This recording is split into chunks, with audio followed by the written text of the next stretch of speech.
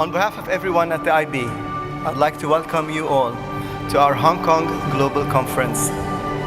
We have a record number with us today, 1,800 of you, from dozens of countries and all our regions that the IB works in. We're welcoming school heads, program coordinators, teachers, and many, many more who are working with us as valued members of the global community. Welcome all of you, and thank you for making the effort to join us.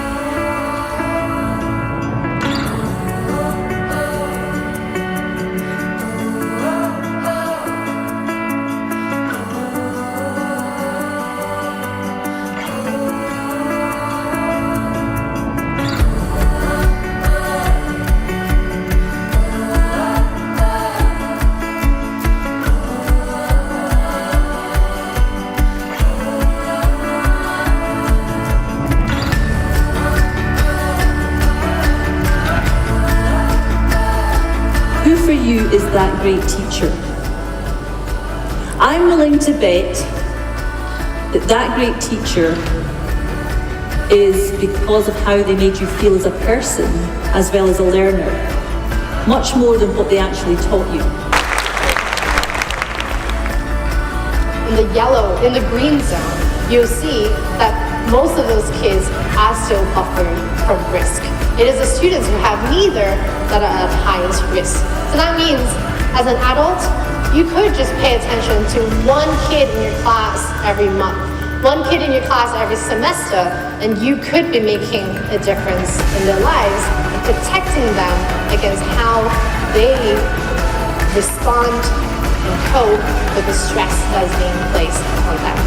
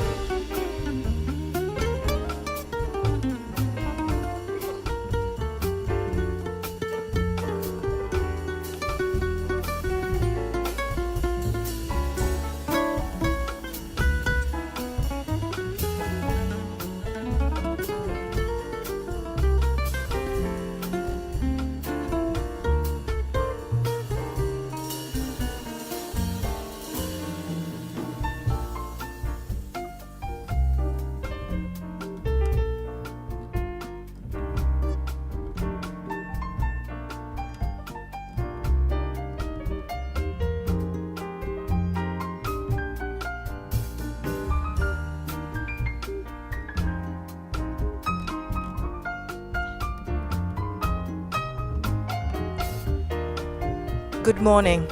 Ladies and gentlemen, please be seated. Let us all welcome Haley Quay from Creative Secondary School.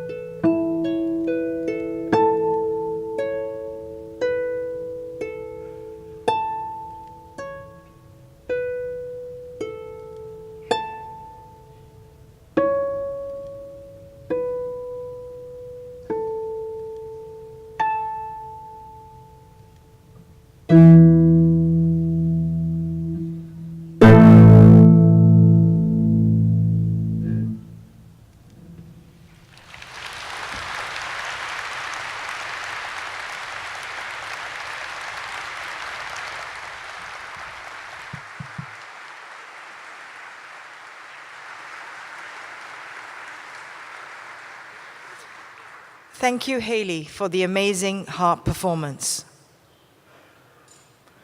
We would now like to invite on stage Think International School for today's opening performance.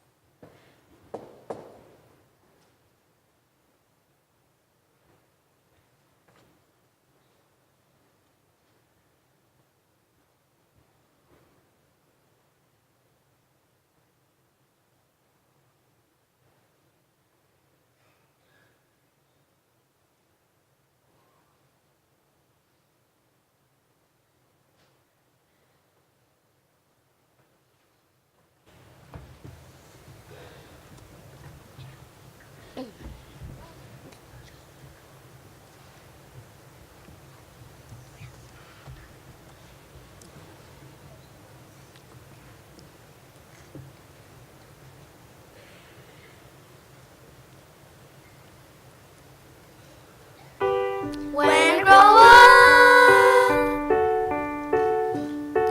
I'll be tall enough to reach the branches that I need to reach to climb the trees. You get to climb when you're grown up.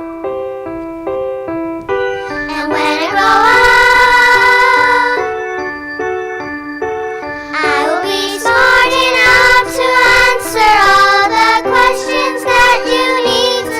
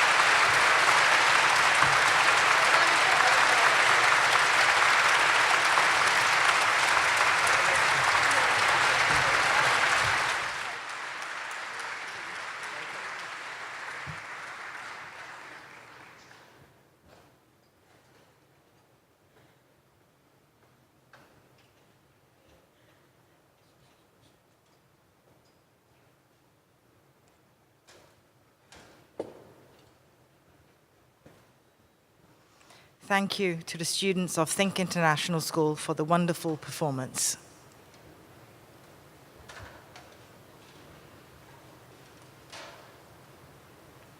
Our featured speaker for today will talk about community. Please welcome on stage Ali Wu, Director of Shenhua International School.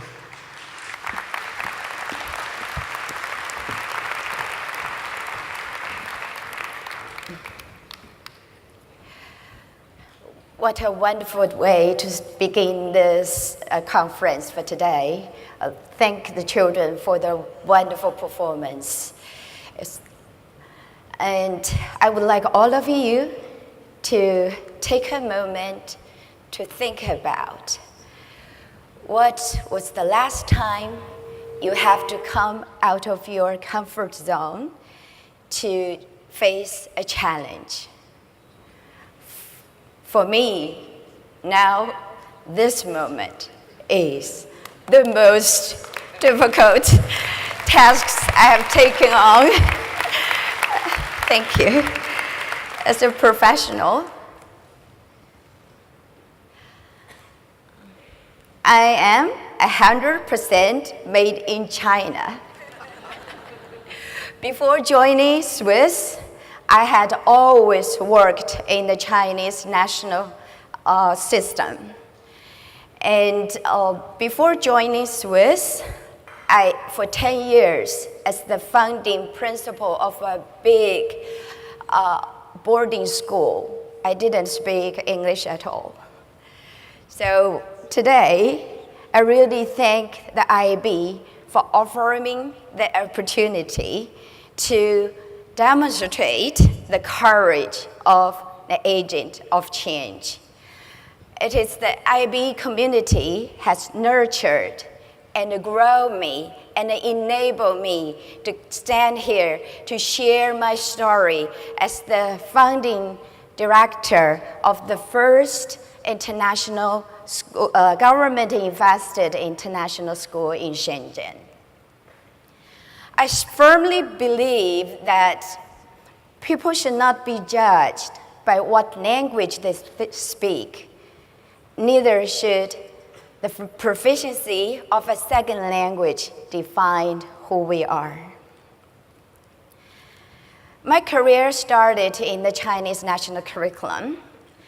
I was asked to serve as the founding principal and the board member of Swiss. And previously, I successfully set up 2 national schools, but that was completely different. It was like I was trained to drive a car and then was asked to fly an airplane. How to begin? I was sent to the US to do the research on curriculums. For 45 days, I traveled from the West Coast to the East Coast, visited more than 10 schools, mostly American public schools. I have learned a lot from the experience, but still don't know how to proceed. Luckily, towards the end of my trip, I had a chance to reunite with an old friend. This may sound cliche, but it was like destiny had brought us together. My friend happened to work at the international IB school in Indianapolis, Indiana. So for the first time, I was introduced to IB. I was immediately attracted to its mission statement and its vision. And it is perfectly fit with my ideal for the old school. In my old school, we believe in holistic education. We also use the 4 pillars of education as our guiding statement. And we would like our students in the future to become good people, good workers, and good citizens. Yet, to be honest with you, in the old days when I was serving as the middle school principal, it sometimes felt like a bird in a cage trying to fly or dance with handcuffs on. No matter how hard we tried, we have never fully achieved our mission and vision. With this in mind, I believe choosing Swiss to become the IB school is the wisest decision I have ever made. I assure you, IB didn't pay me to say that. I'm speaking from the bottom of my heart. And as the educator, IB has broadened my horizon. Before, 90% of my colleagues were Chinese. But now, I can work with and learn from educators from all over the world. Yesterday, outside the hallway, you can see people saying hi to each other, hug each other. So we connect through this IB community. And for the school, IB has aided the community in many ways, especially in igniting the students' passion for learning, nurturing their creativity, and shaping the dynamics and culture of the school, and in changing the ideas of our parents, ideas about their children's education. It's also the hardest decision. When I took on the job, I didn't really know exactly what I have signed up for. In the Chinese expression, 我是第一个吃螃蟹的人. I was the first one to eat the crab. The closest English animal-based expression I can think of is I'm a guinea pig. I have experienced more difficulties than I ever expected. If you have seen me in my first year in my office, you'd have seen me dealing with emails, phone calls of parents' complaints. If you see me in the corridor, you would have seen me running from meeting to meeting, trying to explain to teachers about parents' explanations, trying to help the expat teachers to understand Chinese culture. And you have seen me in my dream. I had done this all over again. How I wish I had an off switch. Among all the challenges, the following are the most difficult in our context. The first one is to bring parents on board. Putting this in the Chinese context, the majority of our parents are used to textbooks, paper exams. This mindset is so ingrained in our culture. It's our 8th year, it's still be one of the major issues need to be addressed. And like all the international schools, Swiss have staff and students from 38 different countries. There's a mixture of beliefs, cultures, and values in the community. So I thank IB for offering us a very beautiful and flexible infrastructure curriculum so we can contextualize. So before, I think it's really vital to understand that before we learn to cope, we need to listen to the different beliefs, cultures, and religions sometimes, and we need to, to embrace those before we made a decision. And for us, working through a second language for a whole day is the crucial challenge for me and my Chinese co-teachers, and some teachers who come from the non-English speaking countries. And the first year, a small error or a miscommunication always escalated into unnecessary conflicts. I'm a writer. I published 5 books in my mother tongue.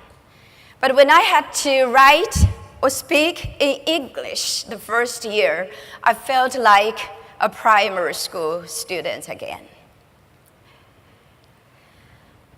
And especially when I struggle to use the power of language to inspire my team during whole staff meetings, I have undergone a lot of moments of self-doubt. If you have ever worked at a startup school, you know how difficult it is. It is even harder if you have to build an unfamiliar system from zero. I was under a huge amount of mental and emotional stress, and that took a toll on my body. I developed severe allergies. For the worst days, I have to wear a mask to work to hide the red spots on my face. And my hair started to gray. And I was told that I look 10 years older than the year before. You know how scary it is for a lady, you know. I openly admit that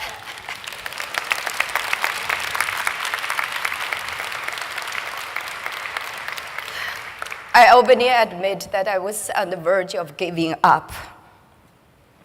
Yet, it is always important to remember our support system, the community. This reminder came from an invitation from a grandfather of Swiss. Dr. Pan is described by the New York Times report, the Chinese premier panda biologist. We called him Father Panda. For 40 years, he spent his time in the wild, protect animals, pandas, white-headed langurs, and white dolphins. I accepted his invitation and went to his lecture. After listening to his story, I cried like a little child in the audience, compared to what he has suffered in the wild for 40 years and all the struggles and the dangers that he had encountered. What I'm suffering is nothing. I think kids need role models, so do adults. So I've got the perspective I needed, and I have a new abundance of energy, and I tried even harder than before. We visited a lot of well-established IB schools in the region and seek advice. The information we received was vital and saved us a lot of trouble at startup age. A lot of those people are sitting in this audience. Thank you for your support.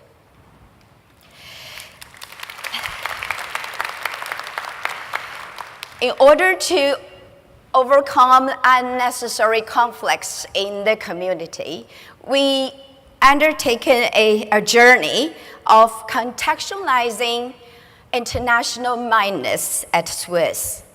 It was a collaborative process, and everyone in the community participated in some capacity. It took 3 months for us to finalize it. Swiss understands and embraces international mindedness as a journey of understanding who we are while valuing our common humanity. We connected with different charities and environmental organizations to look for suitable service opportunities for our students. We connected with universities, museums, galleries to enrich our curriculum and for ASA programs. We connected with high-tech companies. We all know that Shenzhen is one of the biggest innovation centers in the world. So by interacting with the major high-tech companies, we try to embed the innovation roots, the city's innovation roots into the curriculum to bring more learning opportunities for our teachers and students. And one of the company even donates a makerspace and an in-campus art gallery, which has become a featured, innovative, and creative learning space at Swiss. We also joined and contribute to the international community in the city. 8 years ago, there were very few international schools in Shenzhen, and they seldom interact with each other. And one of our music teachers, who is now our secondary assistant principal, started the Shenzhen Bay Music Festival. She is another example of an agent of change. Her idea is to build a tighter international community in the city through the tie of music. After hosting this music festival for 3 years, we passed on the baton on to other international schools to make it more sustainable.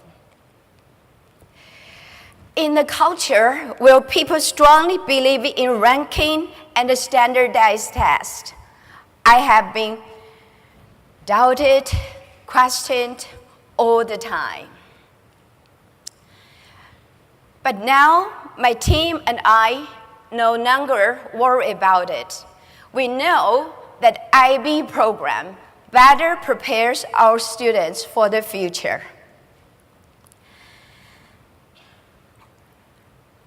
Like all the international schools, we encourage our students to take ownership of their learning. We would encourage the students to identify authentic problems in the community around us and take actions to be the agent of change. The following are the few examples. Our early year students inquired into living things and their impacts on the environment. As a result, they planted trees on our campus. Our grade 2 students organized a bake sale to raise money to purchase benches and served as friendship bench on our campus. After inquiring into people's relationships with each other has that impact on the community. Our grade 4 students inquired into sustainability and environment. They proposed Midnight Monday, and this is now the Swiss tradition. Our grade 10 students founded a readers club called Ever Reads. It's a differentiated English reading program conducted at the local library. Their purpose is to develop the local students' passion for reading in English. Up till now, over 37 sessions has been done, and hundreds of local students have benefited from it. Our first cohort of DP students are graduating this summer. Over the years, we have lost 50% of the students in this cohort, mainly to the US high schools.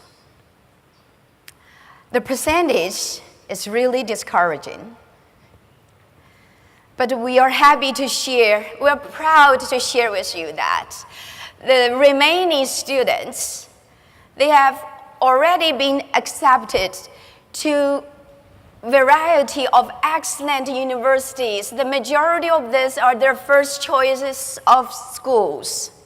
Most importantly, they have demonstrated the attributes and attitudes of IB learners. After talking to one of those students in grade 12, I was very much touched by what he said. You know, an 18-year-old boy, he felt like he has the responsibility to create the history, to create the legacy of the school. I believe as educators, our job is to be an agent of change, as well as inspire our students to be the agent of change. This cannot be or will ever be achieved in isolation, but by working together, asking and giving back to our local and global community. In closing this speech, I would like to honor the memory of a person who is a great agent of change, Dr. K, who passed away just a few weeks ago. Dr. K visited Swiss in 2017, and we met again in the Coast Leadership Conference. The last evening of the conference, after speaking English for a whole day, meeting so many new people, attending all the breakout sessions, I was exhausted. For a moment, I felt overwhelmed and especially lonely. I was hiding in the corner of the hall, and Dr. K saw me. He came over and talked to me. I shared with him something had always on my mind. From time to time, I still felt quite out of place in the English-dominated international school community. I will never forget what he said. He said, "Ali, do not let English hold you back. It is what's in your mind that matters the most. Just look at how much you have achieved in such a short time. You have many reasons to be proud of yourself and your team." By honoring the memory of Dr. K, I would like to say how much I felt encouraged by his deep insights and supportive attitudes. He was and will continue to be a great role model for me as I strive to become a better and a better agent of change. Thank you.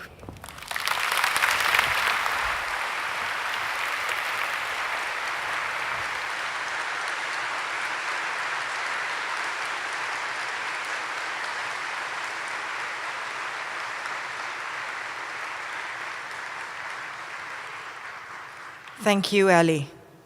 We would like to invite Ismet Oza on stage, DP student from King George Fifth School, to say a few words about our keynote speaker.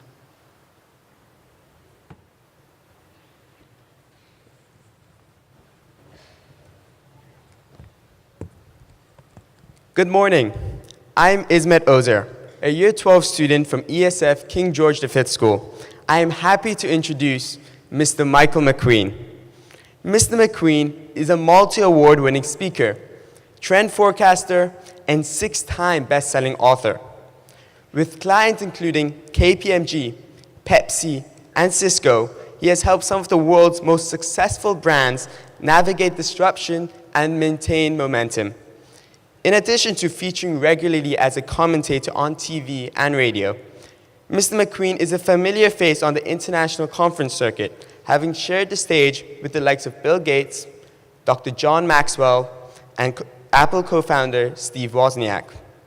Mr. McQueen has spoken to over 500,000 people across 5 continents since 2004, and is known for his engaging, entertaining, and practical conference presentations. I am sure today's presentation will be no different. Just this year, Mr. McQueen released his 7th book focusing on the education sector called Teaching for Tomorrow. Considering the scale of change which lies ahead, it is vital for our schools, students, and educational systems to be fit for the future. This book explores the key paradigm shifts that policymakers and classroom teachers will need to make in order to equip today's students for tomorrow. I'm very much looking forward for his presentation and learning from him. Without further ado, let's give a round of applause to Mr. Michael McQueen. Great job, man. Thank you so much, Ismet, for that very generous introduction. Well done. And thank you so much to Ali. I love seeing someone step out of their comfort zone, and you just did that beautifully this morning. Can we acknowledge Ali again one more time? And what I loved the most was just like the honesty, the vulnerability, something that's so often lacking when we see people on stage. So thank you for modeling that so well. And then the students, how awesome. That was like hashtag cuteness overload, like the whole lot of them in white up here this morning. What a treat we've had today. We've got a very short session together. I'm going to take you out to morning tea in this session. So we're going to move relatively quickly because we've got a lot of ground to cover. As you just heard in the introduction, we're going to talk in the next few minutes about this whole idea of what does the future hold for us as educators, particularly in the IB world. What is the future going to hold for our students? And what is our responsibility to make sure we are preparing students for the stuff that is going to happen in 5, 10, 15 years' time? Now, before we start, a quick show of hands. Can I see how many of you here have ever endured a boring or irrelevant presentation at a gathering like this, or a conference before? Hands up if you've experienced a boring or irrelevant presentation. Almost all of you. Okay, second question, be honest here. Hands up if you were the one delivering that boring or irrelevant presentation at the time. I love that some of you are honest. Great. My commitment to you is this session will be neither of those two things. It's not going to be boring or irrelevant. It's going to be practical. It's going to be honest. Let's speak directly to the stuff we are facing. Let's just not like dance around issues. It's going to be honest, but it's also going to be a bit of fun, because I reckon fun is often underrated at most conferences. So as we get our heads into gear to think about the future, I want to start with a bit of fun this morning. We're going to kick off our time together with a game. This is a game I'm going to call Future Trends Trivia. Okay? I want to ask you a question in a few moments relating to something that is at the forefront of most technologists thinking right now. It's a lot of what I'm hearing about with my colleagues talking about and grappling with in the world of technology. And I wonder how many of you are keeping up to date with what's happening in that world. Okay, some of you look nervous as I say that. Okay, but let's just check how up to date you are with some of what's happening in the world of tech. Here's the question I want to ask you this morning. By 2045, it is predicted that artificial intelligence will pass which point? Now, there are going to be 4 options, multiple choice, so you've got a reasonable chance of getting it right if you've got no clue, okay? So here are your 4 options. Is it A, the point of insularity? Is it B, the point of disparity? Is it C, the point of singularity? Or is it D, the point of jocularity? Okay, those are your 4 options. I want to give you 10 seconds, compare notes with the person next to you. Maybe if you're really quick, Google it to see if you can figure out the answer. And then we'll come back and do a straw poll. So 10 seconds, go for it. Which of these 4 is it? Some of you are Googling. I wonder how fast you can be. All right, 3 seconds, 3, 2, 1. All right, let's see who gets it right. Okay, show of hands, who reckons it might be A, the point of insularity? Who's going to go for A this morning? Any A's? Number of A's? Okay, cool. Who's going to go for B, the point of disparity? All right, whole lot of B's. I love the lack of commitment. Some of you are like, I don't know, I'll I'll give it a shot, whatever. Okay, what about C, the point of singularity? All right. And there's only a few in most crowds. Who's going to go for D, the point of jocularity here this morning? There's lots of you. Awesome. Here's what's interesting. The correct answer got a number of votes, but not necessarily the most votes just then. The correct answer on the screen behind me here is C, the point of singularity. I love the self-congratulations here in row 5. Well done. Now this point I should clarify. This is the point where artificial intelligence catches up to human-level intelligence and even begins to overtake us. And we're not very far away from that happening, and there are going to be some very interesting implications of this we'll unpack in our brief time together this morning. But this whole idea of forecasting trends is something I've been doing for 15 years now, looking at demographic trends, sociological trends, and I guess the whole theme of where is the world going? What does it mean for institutions, organisations, educators if we're going to be ready for it? And we could spend probably an hour and a half, 2 hours this morning just looking at some of the technologies, some of the trends that none of you can afford to ignore as educators and as leaders. We could look at things like nanotechnology, the world of robotics, some amazing stuff happening in the area of 3D printing. But if you were to just look at one area of trend, one trend that I think will be the dominant trend that will shape the coming century for our students, for us, for society, it will be the impact of this thing we refer to as artificial intelligence, or machine learning, or deep learning, often terms that are somewhat synonymous with each other. And it's interesting, when we hear about artificial intelligence, for many of us, we still think of it as something that's way off in the future. And yet the reality is many of the smartphones you're holding up right now to take photos of slides, and isn't that interesting how that's changed over the years? No one writes notes, just take a photo, okay? Many of your smartphones, the amount of AI running right now in your phones would boggle your mind if you realised what you're holding in your hand. Now, this technology is far smarter, far more powerful right now than most of us realise. In fact, I read an interesting article just before Christmas last year in the New York Post, and when I read this article, I thought that it was one of those moments I thought that is a really significant breakthrough right there. Probably too because it was a little bit creepy. This article talked about the fact that those smart speakers in our homes, be it an Amazon Echo or a Google Home, the reality is the issues around privacy are significant. They are listening to us, what's happening in our homes, far more than we realise. And by the way, so are your phones, even if you're not aware of this. And this article was talking about the fact that we are not far away from the point where Amazon's Alexa platform will be able to predict with over 75% accuracy when a marriage or relationship is about to break down. I know, because it listens to how many arguments you have, key words that come up in your conversations, the tone of voice in your household. And while that sort of stuff's a bit, disconcerting, even like just a bit creepy, you think about how disruptive some of this AI tech is going to be.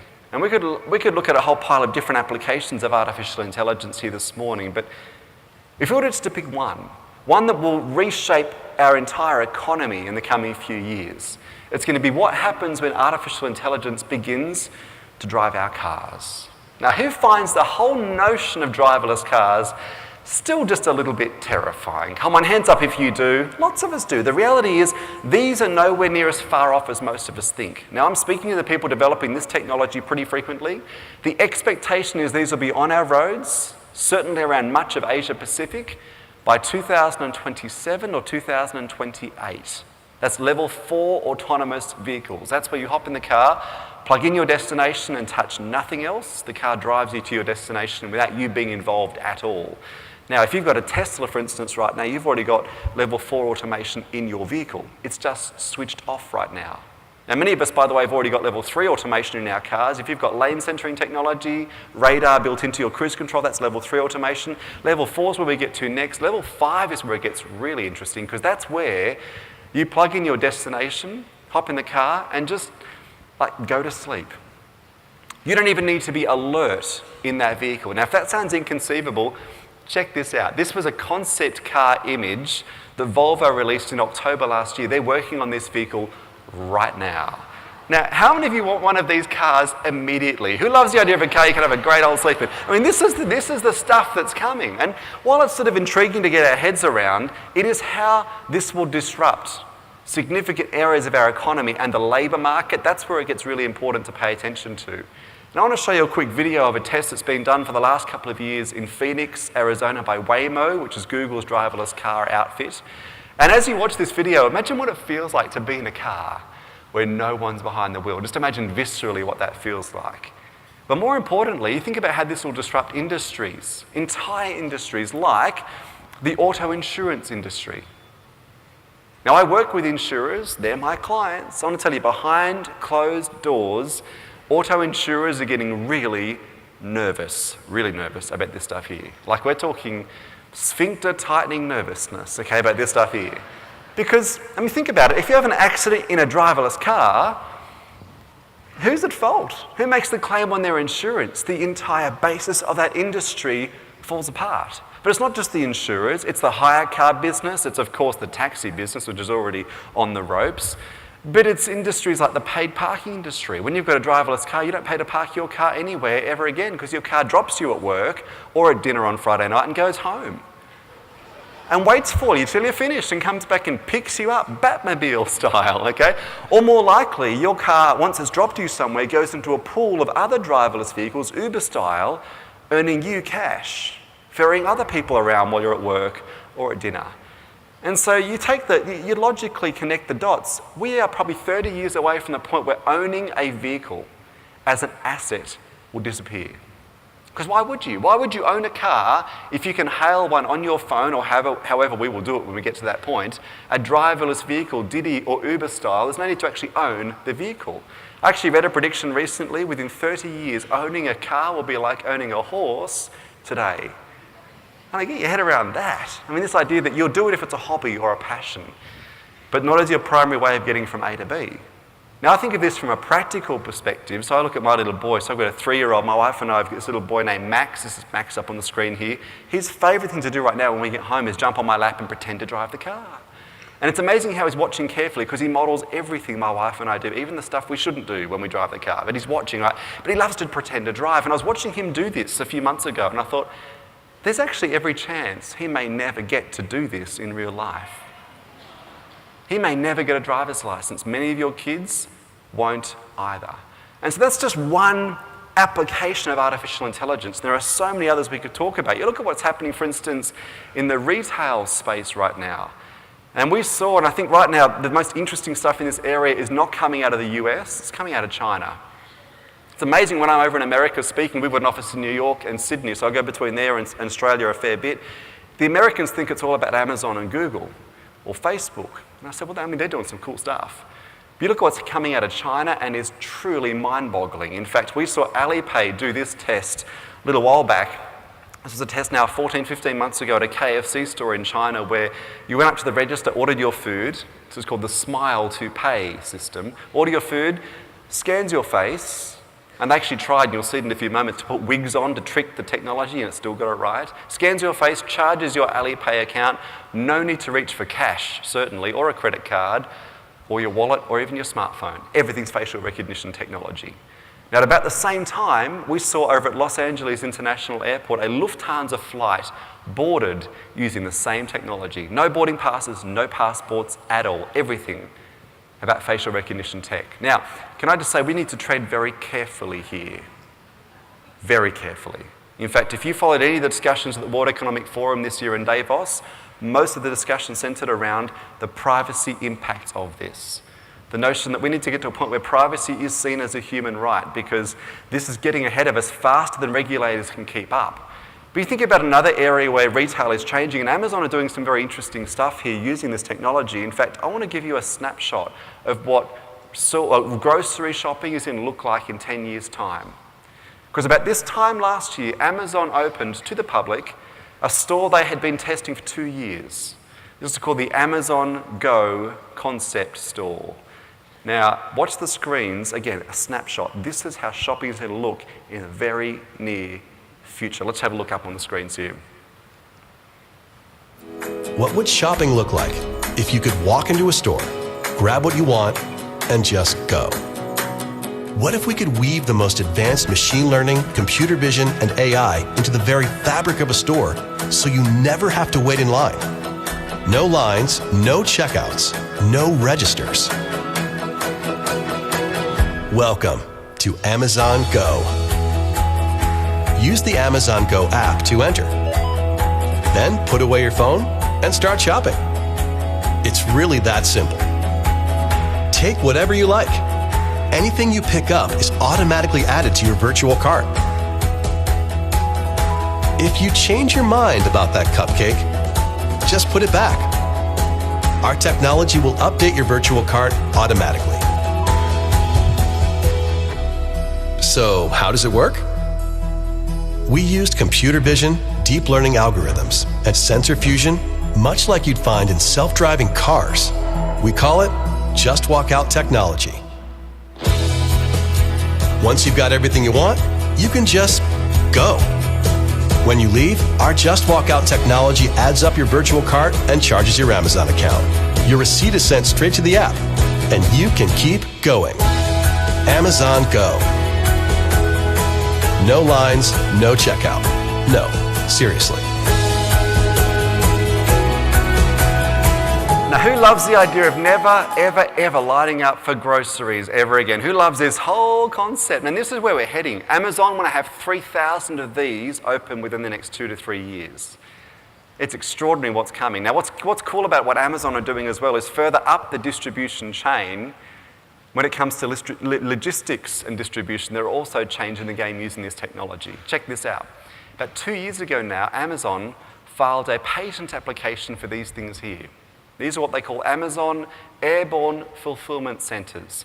Walmart filed a patent application 3 months later for a similar technology. There's a race on to make these things a reality. Now, here's how they'll work. They'll fly around the globe at 45,000 feet. You'll order an item on the Amazon Prime Air app. Within a few seconds, that order will be processed. Within a minute, it'll be dispatched and delivered to your location via drone. Now, Amazon are already getting pretty good at the whole drone delivery thing. And it's interesting, you know who gets nervous about this? It's not just the retailers.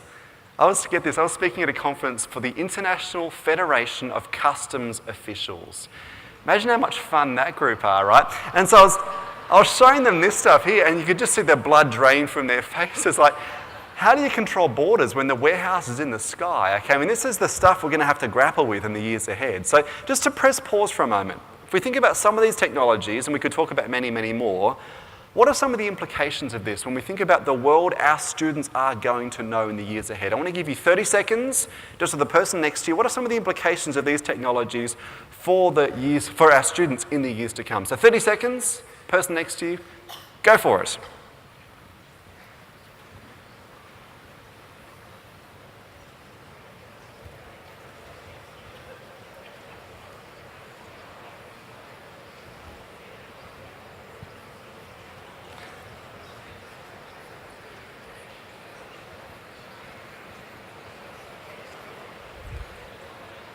Okay, 10 seconds to go, please. 10 seconds.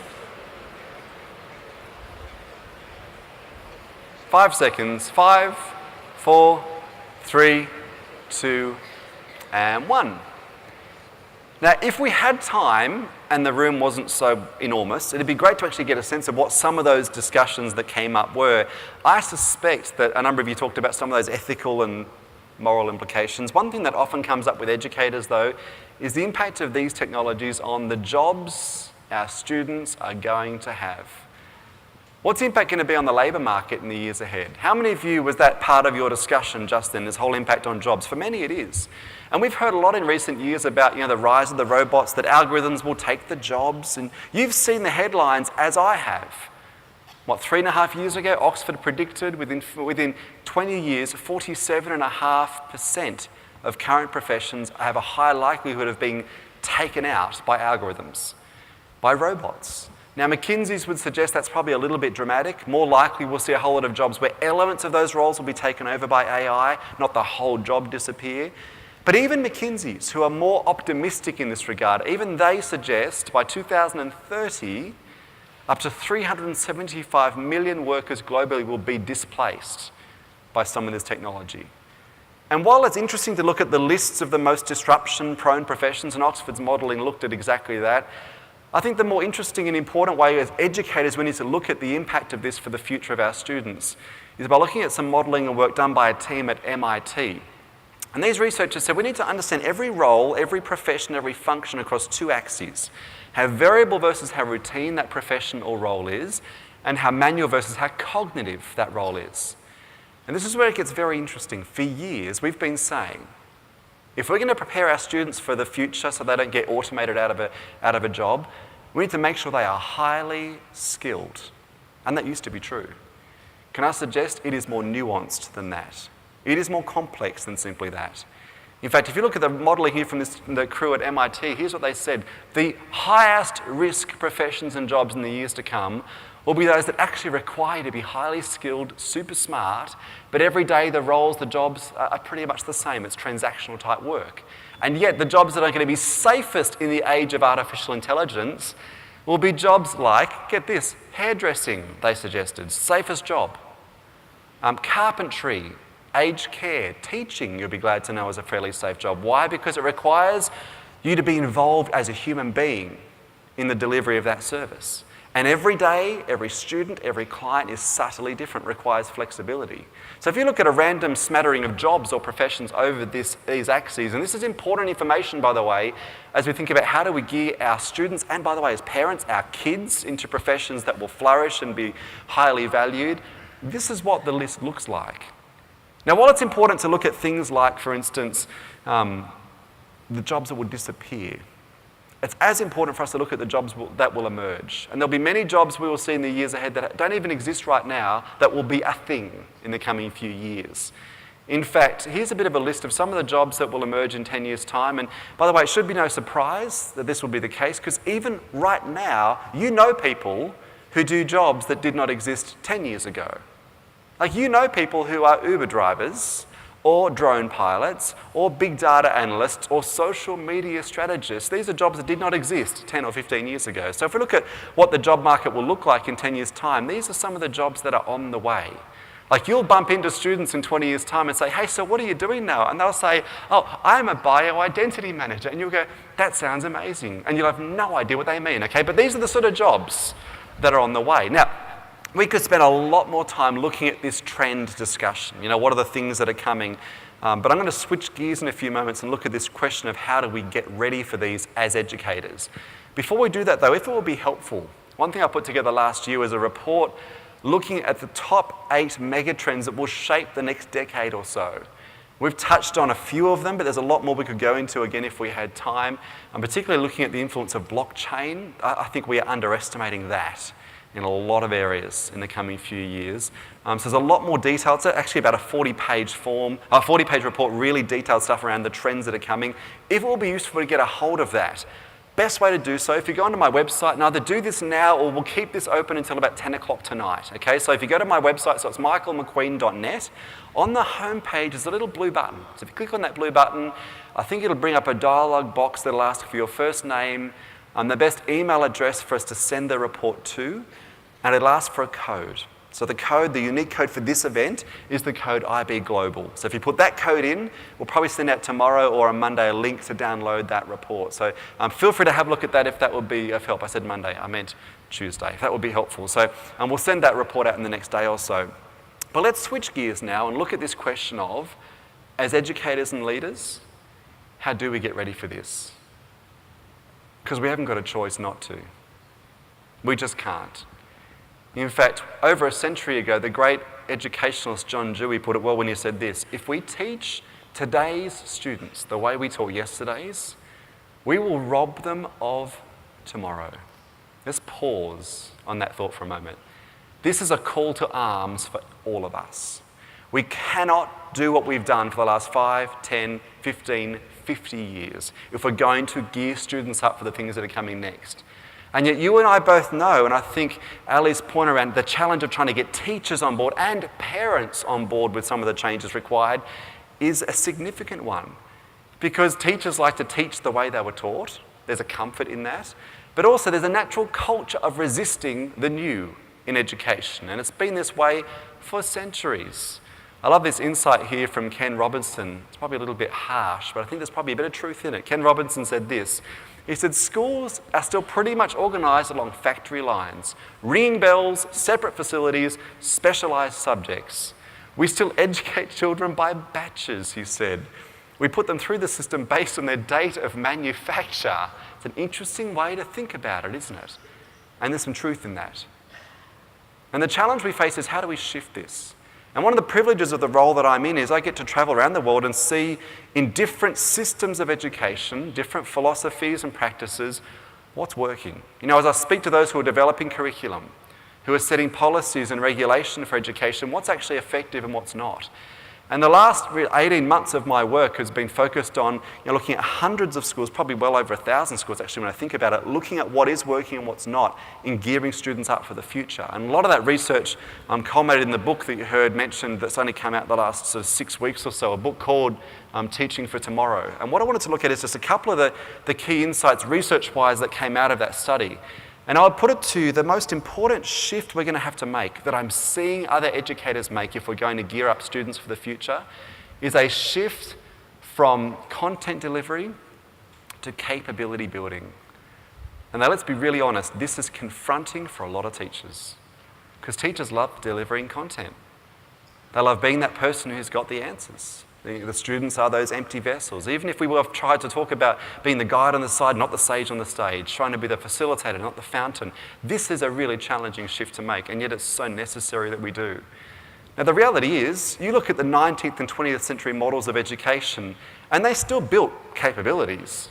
The problem is they built capabilities that got students ready for the world that used to exist, not for the one that's about to exist. When you look at the top 3 capabilities that a 20th and a 19th century model for education built in students, and it was these 3 here. You learned how to write fast, you learned how to listen hard, and remember well.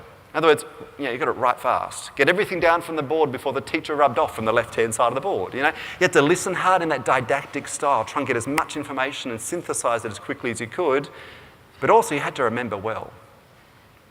We examined for memory. And teachers often would almost laugh about it. Like, you just got to know it for the exam, and after that you probably won't need it. We fed into this, and even though we've tried to move away from this, it runs very deep. This focus on measuring our efficacy by how students remember the stuff we teach them. And then in the years ahead, memory will still play a role, but it's going to play a far lower role than it has in the past. I mean, the real capability in the future is not how much stuff can you hold in your head, but how quickly can you access the stuff that's out there in a way that is thorough, with discernment, with critical thinking. Because information's out there, there's not as much necessity to have it, of course, in our heads anymore.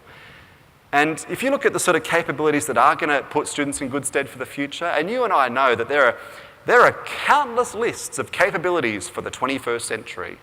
And often they begin with C. I don't know why that is. They just often conveniently do. But yeah, look at all the lists out there, lists put out by the OECD, the Institute for Habits of Mind, the 21st Century Skills Framework, and there's many, many others. If you were to consolidate those down, this is what most of those lists come back to. And by the way, when I'm working with industry, which is most of my time, this is the stuff that industry employers are saying they want in their future workforce. And so we could spend hours just unpacking how these work. And by the way, where are the areas of capability gap? Where are the areas of gap between where students are at right now, looking at the research, and where they're going to need to be in a number of these areas if they're going to flourish in the future? But in the couple of minutes we've got left, I want to look at just one area of capability gap we're seeing in our students. And it's one that I think we're going to have to grapple with across every area of education, but particularly in the IB world in the years to come. And that is the capability around originality or creativity. I was working with a bunch of school principals on Friday in Sydney, and I challenged them with this thought, and it's often a controversial thought.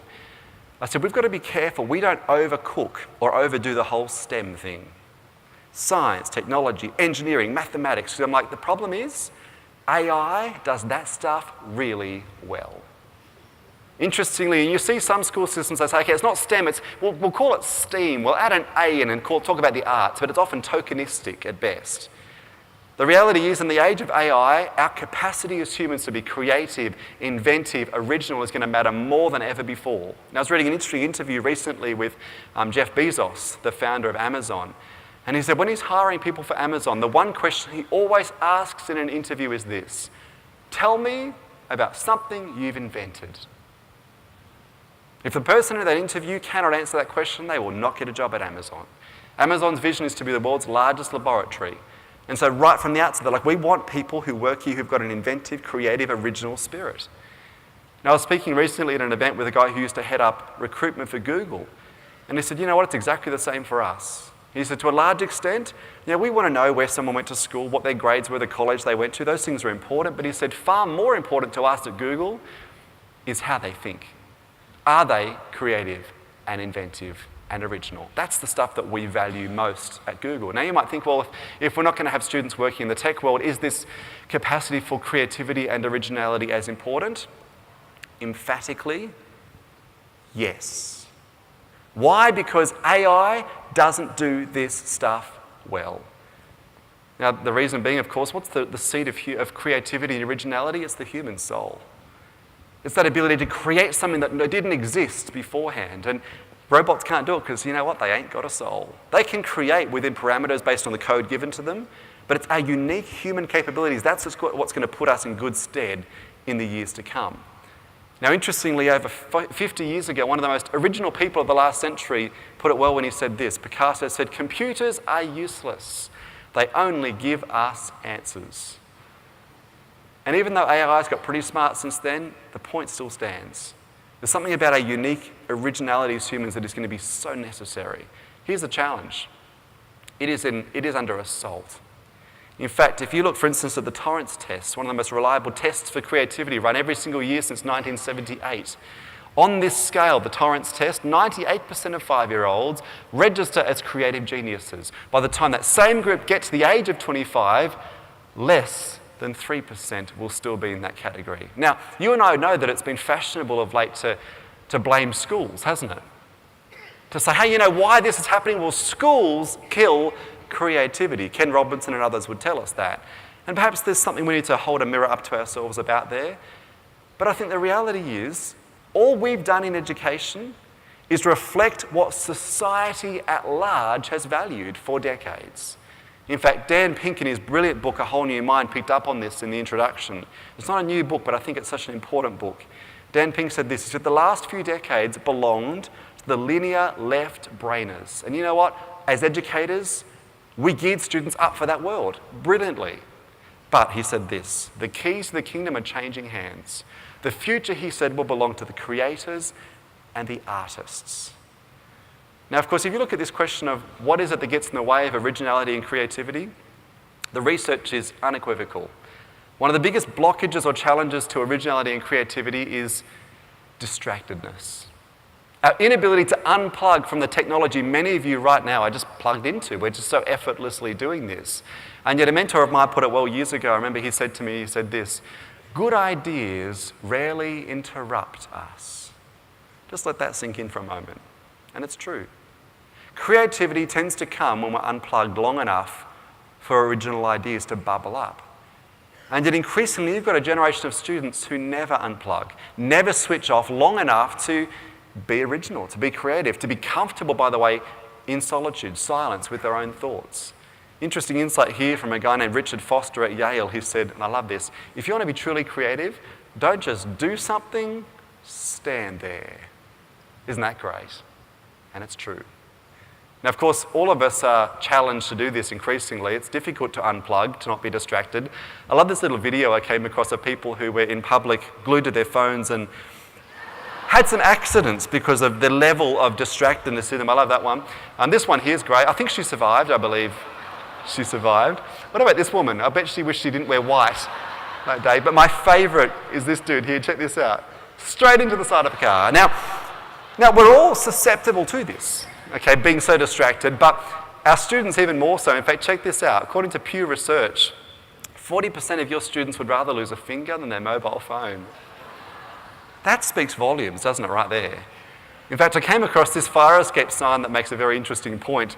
In case of fire, exit building before tweeting about it, okay? All right, and it's funny because it's true. I mean, everything is lived through their phones. Now, so while certainly distractedness is something we've got to be aware of, more than that, we do need to hold a mirror up to ourselves, regardless of the system of education we're in, and ask ourselves, is it possible we do things consciously or unconsciously that dim the flame of creativity and originality in our students? And I think you'd have to look hard to answer, no, we don't do anything that results in that. I think we've got to be so careful of this. Great insight here from Art Costa and Ben Akalik of the Institute for Habits of Mind, and they're well worth checking out if you don't know them. And they said this: in schools we often teach, we assess and we reward convergent thinking. The idea that there's only one right answer.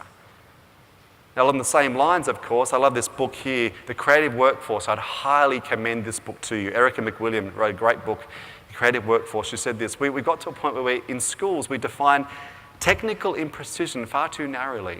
And she said this, and I thought it was true. It is unlikely that Lewis Carroll's Jabberwocky, that 1871 nonsensical piece of writing, would pass a good writing test today. And in that poem, he made up the word chortle, for instance. I mean, it was an amazing piece of work, but it wouldn't pass in most schools today. I love this insight from a teacher over in the US. Let this one sink in for a moment. We don't need schools that make kids memorize the names of the planets. We need schools that inspire kids to find new planets. Now, it's easier said than done, and I get that. That doesn't make it any less true or important to have front of mind. Now, as I said, there are plenty of other areas of capability gap we could talk about, but I just wanted to pick that one because I think it's one that's common to every system of education we've got to have front of mind. All right, what I'll do before we finish up, we're almost out of time, I assume. My countdown's not counting down, so I have no idea how long I've been going for. I assume someone will throw a shoe if I'm too long up here, but anyway, it's on 0, but it's been on 0 since I began, so who knows where we're up to.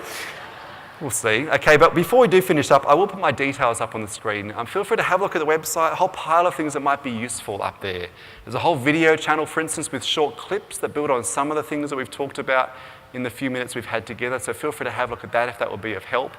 And the other thing, and I only threw these in at the last minute before I flew out from Sydney, and one of the things I spent a lot of time last year doing is putting together a curriculum for schools. And the reason I did this is, I don't know if you notice this, but I often find I come to these sort of events, and the challenge is you hear stuff that's useful, and you think, all the teachers you wish were here to hear this stuff, because the ones that often need to hear it aren't in the room. Isn't that often the case, right? So how do you get this back to a school level? And you can buy a book and all the rest of it, but often translating that into shift is actually really difficult. And so working with a couple of schools that we've worked with for many, many years now, we looked at how could we do something to try and get this back to a grassroots level, and the result is this here, which is basically a curriculum for schools to be able to take back to a school or a college to start getting this on the agenda, to start changing conversations, mindsets. So there's basically 4 full-length sessions. The idea is it's a full year of PD. Most schools that are using this just do 1 per term. They just show one of these, and there's facilitated sessions, worksheets, all that jazz that goes with it. So if they would be helpful, they might be, I only brought a few of them across if they would be helpful for you to have in your school, college. First one is all about change, the first session, what's the stuff that's coming, all those trends. Second one is where are those areas of capability gap. I think the third session looks at how we need to shift, and the fourth one looks at, I guess, how do we change the culture of education so that innovation becomes part of the deal. So feel free to have a look at those. Now, they're not inexpensive, so they won't be for all of you. They won't work in every context, but I would say get together as a group of schools if you can. So normally, I think on our website, they're about $2,000. But if you want to pick one up today, I think I'm at the IB stand. Find me. You can take one back with you. We'll just shoot you an invoice in the next few days. And I think to anyone that gets one today, you get a book as well with it. So you can circulate that amongst your leadership team. So if that will be useful, find me wherever we'll be at lunch and we can have a chat. But as we draw all this together, and you can probably gather we could spend a whole lot more time talking about the implications of some of these trends. But as we draw all this together, I wanted to leave you with a quote this morning. What I love about this quote is I think it's a great summary of so much of what we've talked about over the last 30 or so minutes. What's great about this quote is that it's actually, get this, 2,600 years old. But I reckon it is more relevant now than ever before. And it's a quote from the great Chinese philosopher Lao Tzu, who said this: "Resisting change is a bit like trying to hold your breath. Even if you are successful, okay, it's not going to end well, all right?" And that'd be my simple encouragement to you is, the pace of change, the stuff that's happening in the world of our students and the things that lie ahead, these are things that many of us wouldn't choose. But they're going to happen anyway. We cannot resist these changes, we can't fight them. All we can do is essentially gear up, embrace them, adapt in the face of them. Because if we don't adapt, you know who's going to pay the biggest price for this? It'll be our students. And that is far too high a price to pay. So again, thank you for the invitation to be here. I hope that was useful, and I'll be around for most of the day, so I'll chat with some of you then. Cheers, thank you.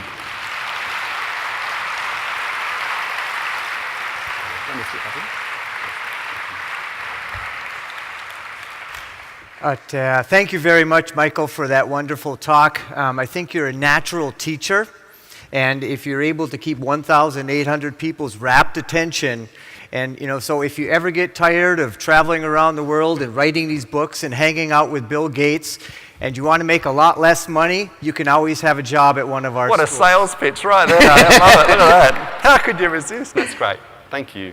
As I'm Bill Kralovic. I am the head of the Osaka International School in Japan. Yoroshiku onegai shimasu. Arigatou gozaimasu.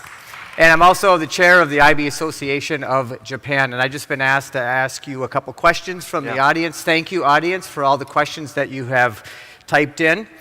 And we're running out of time here. The first session's at 10:30, and I know that we're after 10 o'clock. I was really interested when you were talking about the capability gaps in our students, and you only had time to touch on one of them. But could you expand a little bit on some of the other gaps that you have written about? Yeah, sure. So, areas of gap like around acuity. So acuity, the ability for discernment, and also the ability to critically think. And you guys do that very well, much better than most other schooling systems. But even that is certainly an area of capability gap. The big one I'm seeing that goes to one of the themes that was raised yesterday, I believe, is a whole issue of mental health.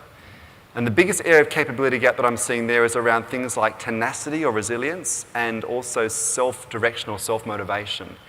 Because we need to remember, in many of the contexts, our students have grown up in an era, we dub in retrospect now the era of self-esteem. They've been told their whole lives, you are special, you're magnificent, you're wonderful, you're unique, you can do anything you want to do, be anything you want to be. And while we've given so much praise and validation, we've also removed anything that smacks of sort of negative feedback. I remember speaking with a teacher who said in her school, they can no longer use the word fail ever. In her school, the term they now use is the term deferred success because it's seen as better for self-esteem. So you've got a generation as a result of the era they've been raised in, not just from schools, but also from their parents, are often lacking self-motivation because the old saying is true, you crave what you feed on. So for a generation raised with constant extrinsic praise and validation, they're now dependent on it. And the problem is we're going to an age where the gig economy, the freelance economy, we're going to have many more of our students working for themselves, working multiple jobs. The idea of having a job where someone's going to motivate you and be your manager or your leader, that's going to be stuff that will disappear in the decades ahead. So it's being a self-starter, internally generated motivation is going to be vital, and yet we often see that's something that doesn't come naturally to this group of students because of the era they've been raised in. So that's a massive area of capability gap. And then just a final question here. One of the questions was talking about, you were brought up the idea of being distracted by all of this technology. And as a father and as a parent, I also struggle with this with my children at home, but us as educators, if you're thinking about this in the classroom, we have the universities wanting our students to have the content knowledge and they need to do well on standardized test scores. Yep.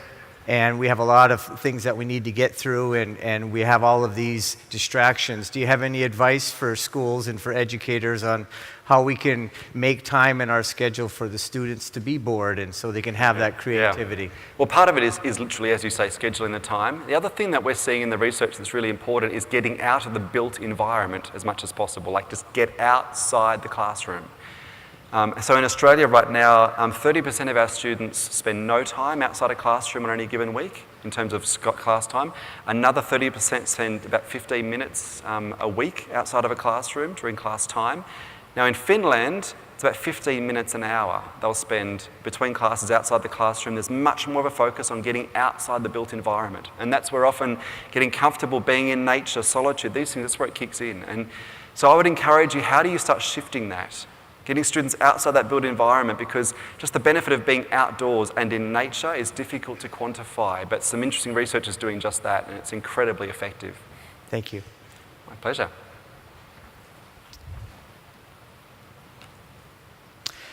So on behalf of our 5,000 IB schools in over 150 countries, I just want to thank you on behalf of the IB for your wonderful talk today. You really made us think about things that we'll be doing in the future with our students, and we really appreciate it. So thank you very much. Thank you, Bill. Appreciate it. Thank you so much.